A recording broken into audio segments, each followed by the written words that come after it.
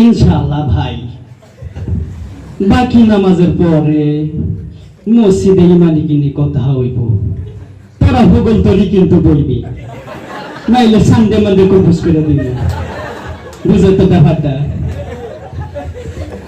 তো যারা আসছে বই ভাই এমনিতে বসে গেছে, যে লোক অ্যালার্ম দিছে না বসলে তো উপায় নাই।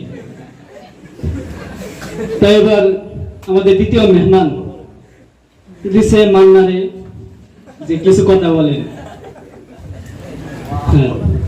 তো আমাদের ভালোবাসা নিয়ে কথা বলতেছেন। আমরা মুসলমান, মুসলমানের ভাই, আমরা একজন আরেকজনের জন্য জীবন দিতে পারি। আমি আপনাদের জন্য দিতে পারি, আপনারা আমার জন্য দিতে পারেন কিনা? তো ওনার বক্তব্য ছিল ভালোবাসা নিয়ে। তো বুঝতে পারলো ওনার দেয়া কাজ হবো না। তারপরে একটু একটু সময় দিয়া এখন ডাকছে কাবিলারে। তো কাবিলারে দিছে জিকিরের বিষয়, জিকিরের বিষয় নিয়ে কথা বলতেছে। জিকির কইরা যদি কবরের ভিতরে হান দিতে পারো, এমনিতেই তুমি জান্নাত পাওয়া যাইবা। জিকির না কইরা যদি কবরের ভিতরে হান দাও, ফেরেশতারা তোমার 14 শেকের ভিতরে হান দেয় দিব।